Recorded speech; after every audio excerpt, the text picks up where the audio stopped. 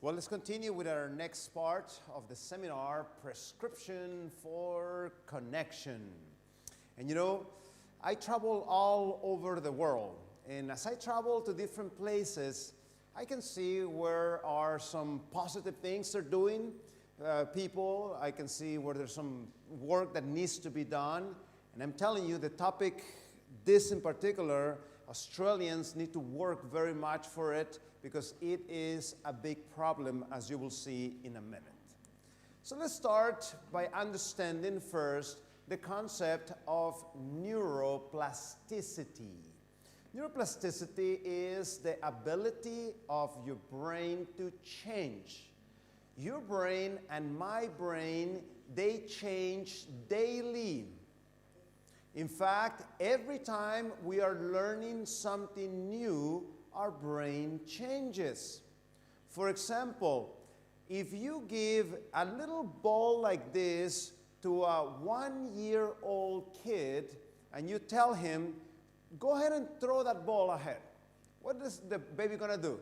The ball probably is going to fall behind him before he even tries to throw it forward. How come that little baby has such a hard time with that, but somebody in their in your age, if I give you that ball, you can literally close your eyes and throw that ball wherever you want to? How come you can do that? And that is the principle of neuroplasticity. Neuroplasticity is something that we have inside of us, so the behaviors that we repeat with time, they get easier and easier and easier. Now, that works wonderful for good behaviors. You know, as you start changing your diet, for example, you will see that at the beginning it's a little bit more of a struggle, but as you continue doing it, it gets easier and easier and easier. But sadly, the same thing happens with the bad behaviors. You become second nature doing them. Now, the good news is that neuroplasticity, the brain keeps creating new connections, destroying those old connections, so those old habits, it's possible to overcome them. So anytime you learn something new, such as learning to play a guitar, have you ever tried to play a guitar? It's complicated, isn't it? You have to put your hand, in the right angle. It's painful, when you press those chords, and then you need to be changing the chord and so forth. Man, it's like really complicated. Yet, there's some people that in complete darkness can grab that guitar and play a beautiful song. How come they can do that? Neuroplasticity. And see, when we talk about this neuroplasticity, is the connection of the brain cells. They create pathways in your brain, and that's how neuroplasticity works. So let me show you something fascinating. Using the principles of neuroplasticity, these persons that you're going to see in a minute in a video are able to see with their tongue. Let me show you. See? Should be playing in a minute right here. Notice they're completely blind. Look at that. Playing darts, playing golf, playing ball. Notice the thing that is in his mouth. I'll explain to you in a minute how that works. So he's going to put it in his mouth.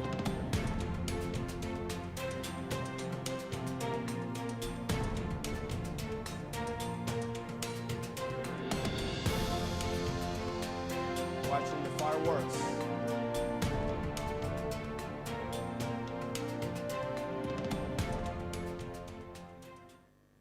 So the way it works, how he's doing that, there's a camera that is capturing the images.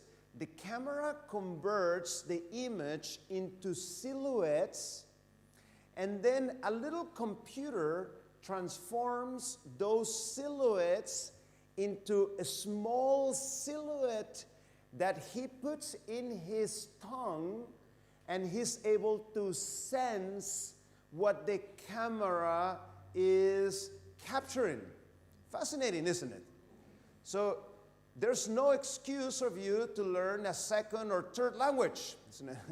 If a blind person can learn to see with their tongue, I know you can learn another language, okay? You have the ability in your brain to do that. And you know, neuroplasticity is necessary anytime that we learn a language. As you are maturing and you're learning what's correct, what's not correct. Anytime that you learn a new skill, you need neuroplasticity. In fact, religious conversion is neuroplasticity. You may have heard about those stories. Somebody that was abusing alcohol every day, his behavior was not good, and suddenly there is, you know, a religious change. Suddenly the person doesn't drink at all. How did that happen? Neuroplasticity. There was change at the level of the brain. In fact, becoming a parent is major neuroplasticity for those of us that have experienced that. Yes or no?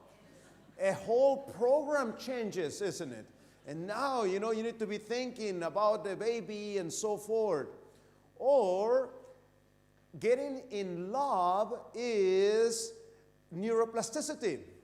See, the thinking was just me, me, me. Then suddenly your thinking starts changing towards another person, secondary to neuroplasticity. So anything that involves learning, neuroplasticity. And those synapses in your brain are constantly changing, creating and destroying pathways depending on which pathways you are stimulating. And I've done some indirect research about it. For example, in this study, we were showing how people that have addiction to benzodiazepine, such as lorazepam, alprazolam, Xanax, this type of medications, they are able to decrease their usage tremendously after an educational program. How is that possible? Neuroplasticity. And how benzodiazepine usage actually makes depression and anxiety worse in the long term. Even though it's supposed to help for that, it actually makes the problem worse in the long term. And the effect is negative among young people and older people. But as people start making positive changes, they're able to overcome those addictions. And here we are sharing our algorithm, how it's possible to overcome that benzodiazepine addiction. And one of the things that we utilize is lavender oil. Lavender oil has the positive effect of decreasing anxiety without the risk of becoming addicted like the benzodiazepine. So that's what we do. Or this other interesting study that we did showing how going against your conscience is not good for your mental health. So if you know something is correct, something is not correct, you should orient your behavior according to that. And you can find that research there in that ResearchGate page. Just Google Francisco Ramirez ResearchGate. The first hit you get there on Google, that's how you're going to be able to see that research. So let me share with you some fascinating research.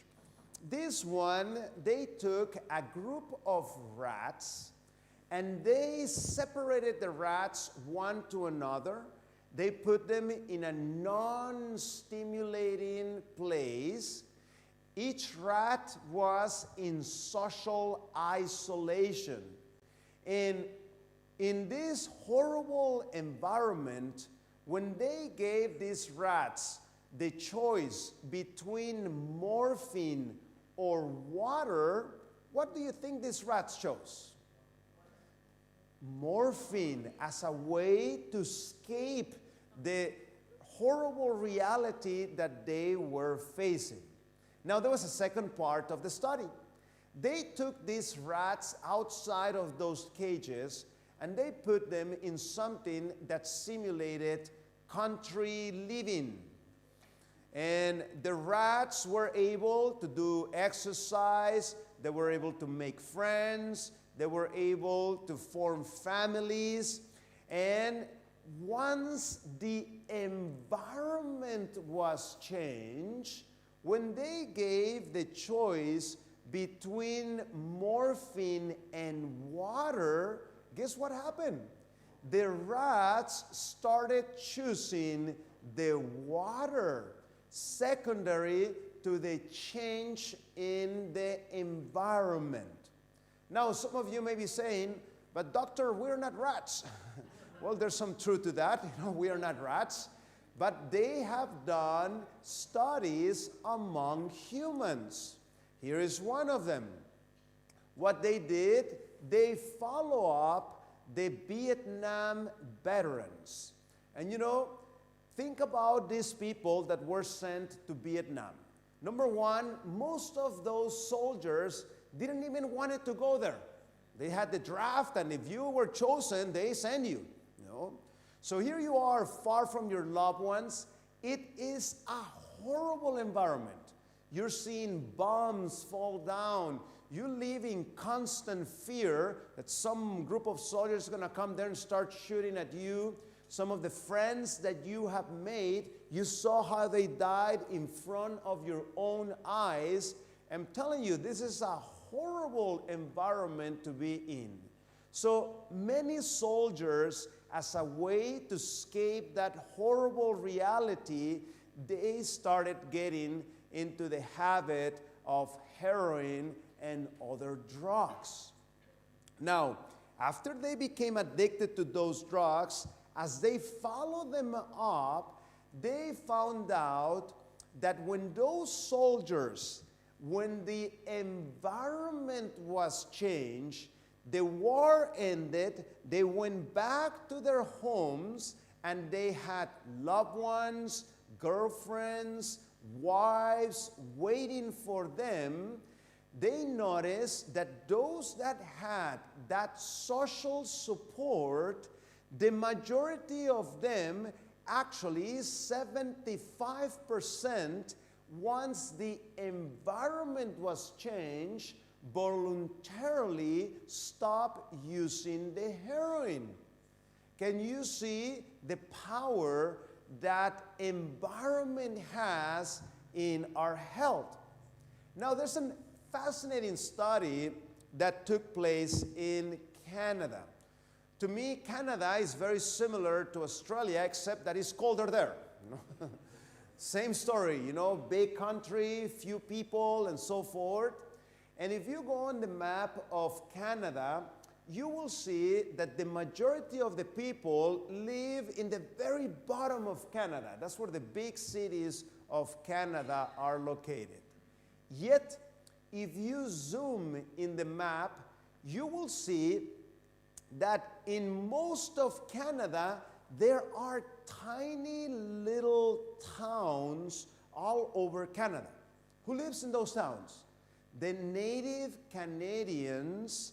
They have lived there for a long time, and they have gotten used to living in the very harsh environment of those Canadian winters.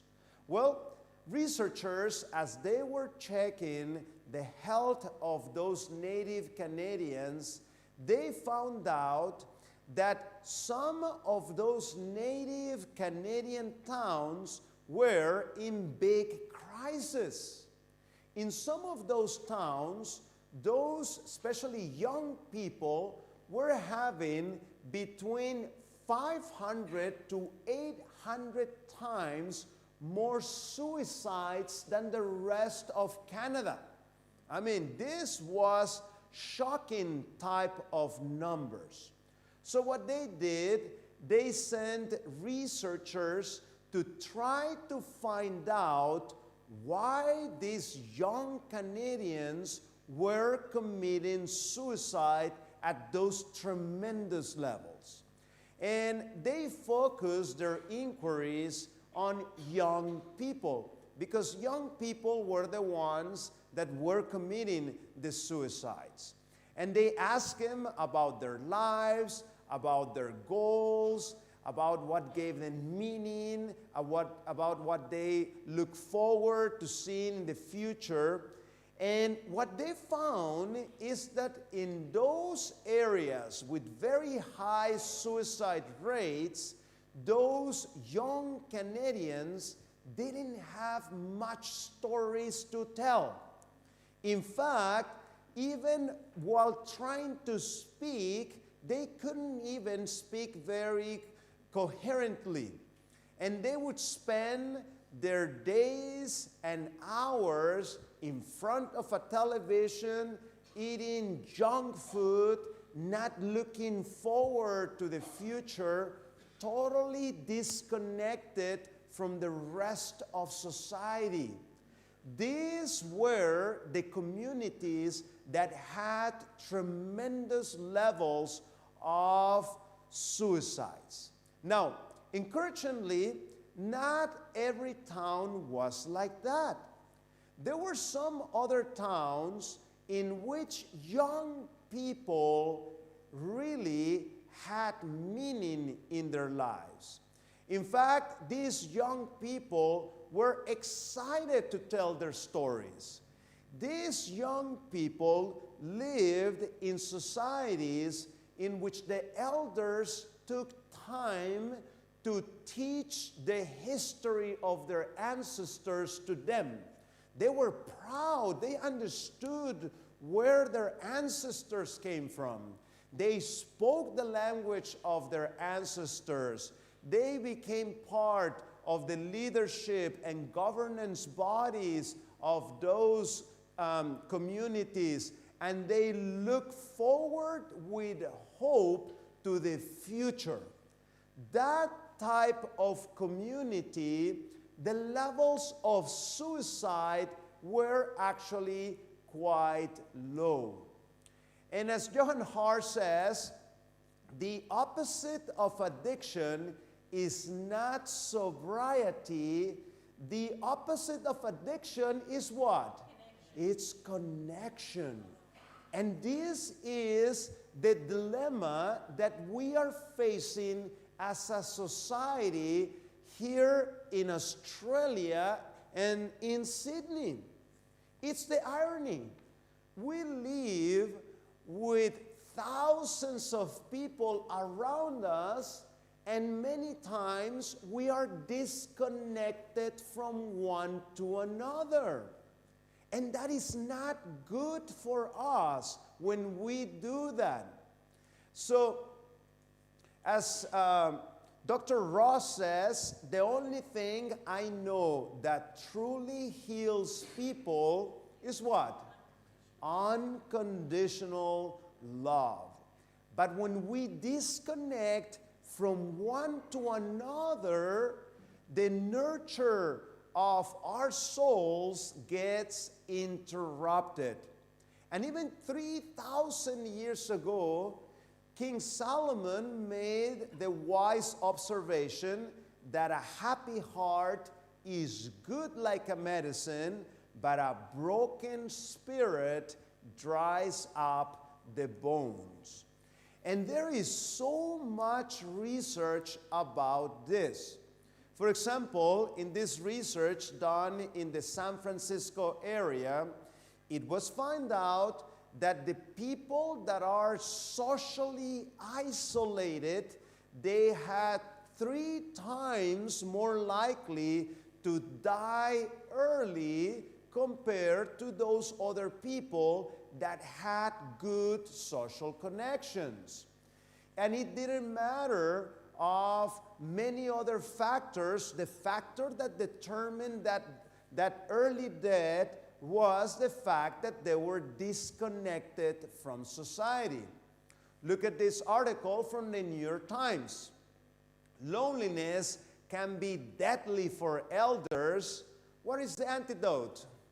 Friends are the antidote. And this is not only something about elderly people. Look at this other newspaper article. The biggest threat facing middle-aged men is not smoking or obesity. It's what? It's loneliness. There are a lot of people that are lonely, and that's not good, because that affects that ikigai that we were talking about it, the reason why you wake up in the morning. And especially Australia is one of the worst worldwide. Loneliness is contributing to depression among elderly Australians, but connection can be a lifesaver. This is such a huge problem in England that the government appointed a minister for loneliness. Because this is such a huge problem of people being disconnected from one to another one. Look at this article from a newspaper here from Australia. A survey done by Lifeline in 2016 reported that 82.5% of Australians felt lonely. And the current statistics seems to indicate the situation is not improving. A study done in Harvard in 2010 made a startling discovery that loneliness has the same effect on mortality as smoking 15 cigarettes a day. I'm telling you, this is a humongous problem here in Australia. And you know, the research is very clear. Social isolation is related not only to mental problems, but physical problems. And you know how Japanese are so inventive? You know, they like to invent all kinds of things. Well, they invented the virtual girlfriend. So you hook up this thing to your Wi-Fi, and then the thing is like sending you messages throughout the day. Oh, I love you so much. Oh, how I wish you could come home early so we could spend time together. I mean, spend time with what? With this creepy thing, you know? You don't need the virtual girlfriend. You need a friend of flesh and bones, isn't it? That you can laugh together, that you can spend time together, because social isolation is not good for you. Look at this other newspaper article in America. Someone who lacks social relationships has the same risk for early death as someone who is severely obese. And see, one of the biggest challenges, as I mentioned to you, I've been to 88 countries on this planet Earth. So I can see very well certain patterns. And one of the patterns that I can see here in Australia, why there is so much loneliness, is that in the old days, Australians used to go to places like churches in the weekend. How do I know that? Just go and drive around Australia. You'll see churches all over the place where people used to congregate, connect, and so forth. So as society has become more secular and secular and secular, some of those institutions have fallen into disuse. And now, how are you connecting people one to another one? To me, it's very interesting. Albert Ellis, he is one of the most influential psychologists, and he used to say that religious belief was equal to emotional disturbance. You were, as we say in America, cuckoos in the head if you had spirituality in your life, according to him. But you know, he was a clinical psychologist. He was every day seeing people over and over. This is what he thought at the beginning of his career. And you know, the research has changed. Now, we know, if you check the scientific literature, that when you add that faith factor, it actually has a healing aspect to it. The people tend to improve faster their mental health and so forth, and you also prevent many of those problems. This is the same Albert Ellis that wrote that religious belief was equal to emotional problems. Look at what he wrote. This is in a secular journal, these words. He says, I think I can safely say that the Judeo-Christian Bible is a self-help book that has probably enabled more people to make more extensive and intensive personality and behavioral changes than all the professional therapists combined. He observed that the people that had that faith aspect in their lives improved faster when they came to him for therapy and so forth. And the interesting, in fact, Albert Ellis never became a Christian. He actually died as an agnostic. So it's not that there's some bias there and so forth. Now, relationships, when they are not good, they also have a negative effect on us. This is very well published, how unhappy marriages are related to heart problems. Or this other one, how if you are not well integrated socially, that's going to have a negative effect. And also, if you have isolation and you have low emotional support, you have a higher risk of ending up with a heart problem. And this works for both females and males. Or this fascinating study, this is North Carolina, Duke University. They had people going through a heart procedure. And they asked people, do you feel very socially isolated? Are you not married? Or you don't have a close friend that you can confide and share your secrets? If you didn't have any of these things, 50% of the people died within the next 5 years. Compared to those that had good social connections, were married, and or had a close friend, only 17% of them died. Can you see the effect that this has? See, even things like heart health are very much involved in this. And if you add anger to social isolation, it's even worse, both in males and both in females. So we could spend the whole evening talking about study over study over study over study that shows that social isolation is not good for you. So what is that social isolation that we're talking about? Is when the person closes up and they say, oh, that's personal. Nobody should ever know about this. And closing up completely is not good for us.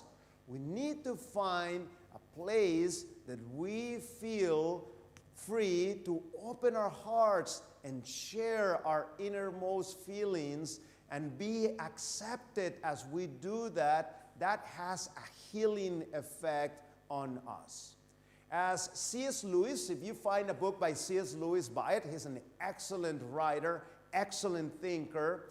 And this artist took one of the poems of C.S. Lewis and made it into a little cartoon.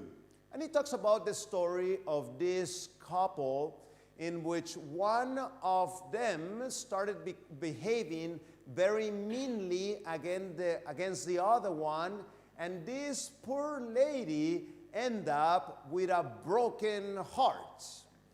So what she did with that broken heart, she took it and put it in a box, she locked it, and she said, never ever this is going to happen to me. But as she is walking around, she is noticing that those people that had social connections, they're actually thriving and being more happy.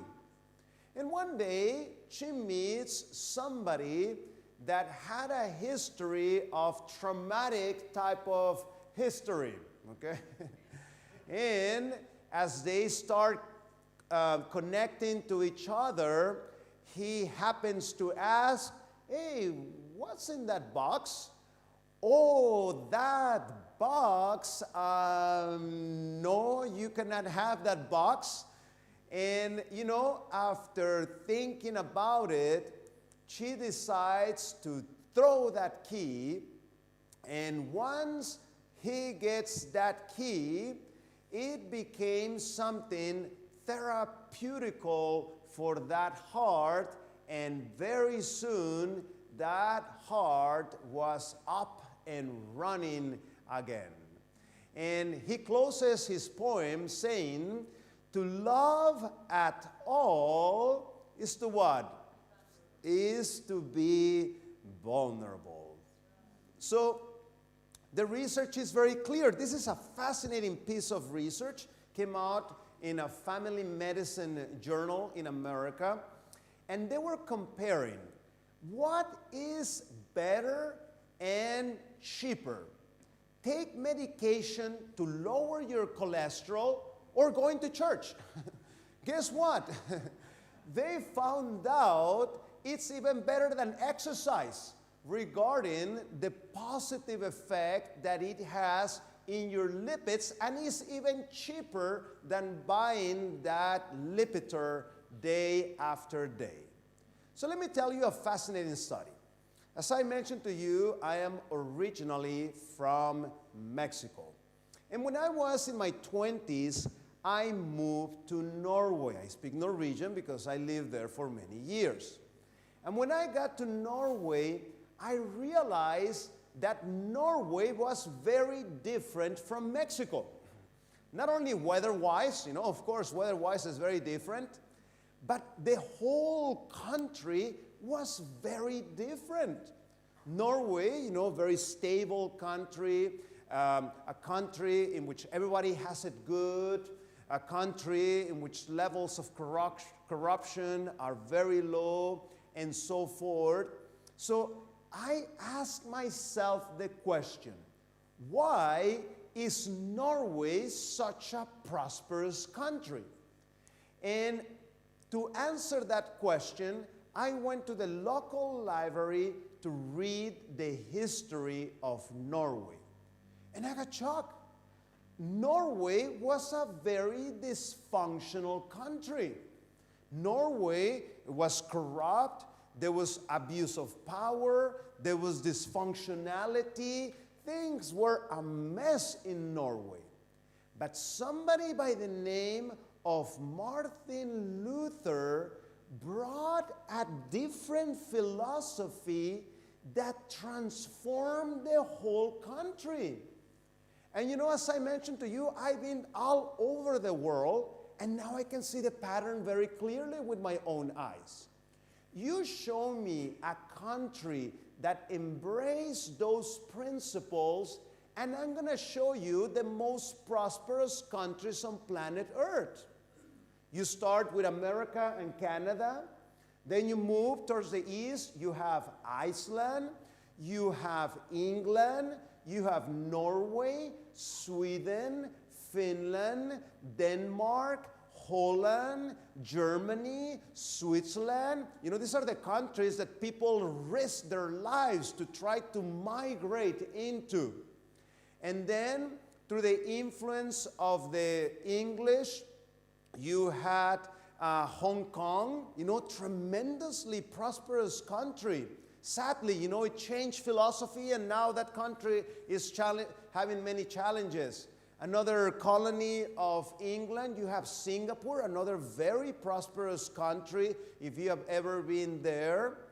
And then, you know, you can cross the border from Singapore into Malaysia. Even though it's the same peninsula, man, it's another word, Malaysia. Different philosophy, very different from the one from Singapore. And then the country that we're standing on, through the influence of the English, you have Australia and you have New Zealand. See, that is the secret of the prosperity. Now, sadly, what it says here happened in this country. It says there, don't make me so poor that I may have to steal and I'm going to dishonor you. But at the same time, don't make me so prosperous that I may forget about you. And that's what happened to these countries. They became tremendously prosperous and they forgot about the roots of their prosperity. And sadly, other philosophies came and took over, such as postmodernism and secularism. And fascinating, you show me the most secular countries on planet Earth, I'm going to show you the countries with the highest suicide rates in the world. As I tell people in other countries, why would somebody, you know, consider suicide in Australia? Beautiful country, nice people, you know, prosperous country with, you know, healthcare, education, and all kinds of blessings. But if the philosophy side of things is removed, then the people are going to have struggles. And that's why we need that part. Look at this fascinating article I found in the secular newspaper in England. Look at the title. I'm an atheist who goes to church. Here is why you should too. And he talks about this atheist in England. If you have ever been to England, the same story as here. There's churches all over the place in England. And this English person used to see those beautiful churches there, and he would always inquire, why do people go there, you know? And one day, he mustered enough courage to show up there. And he loved it. He loved the music, he loved the message, and that's why he wrote this article there. He said, it's very nice because I'm able to make connections and feel that I am socially connected as I participate of these things. So in closing, a few studies showing the advantages of this. In this study, they were showing how people that participate of church-sponsored activities have less stress about finances, better health, compared to those people that don't do that. Or this other one from Duke University, those people that have that spiritual aspect in their lives have lower blood pressure compared to those that don't have that. Or this other one, how people that attend religious services have lower mortality compared to those that don't do that. Or this other one, very relevant in the time of coronavirus, how people that attend religious services, when they measure a key immune factor called IL-6, they had better immunity compared to those that didn't participate of those activities. And finally, this nice review article that checked multiple studies and pulled them together demonstrated how those people that have that spiritual aspect of things have less risk for suicide, less probability of abusing alcohol, less probability of abusing drugs, less criminal behavior, less divorces, better marital satisfaction. Isn't this what we all want? Isn't it? Have that stability and have that balance all over our lives. So it's been a pleasure talking to you throughout this seminar, and I hope to continue seeing you, and may God bless you. Today you're going to be receiving your book that I wrote, and thank you so much for coming, and I hope to see you again in another occasion. Thank you very much.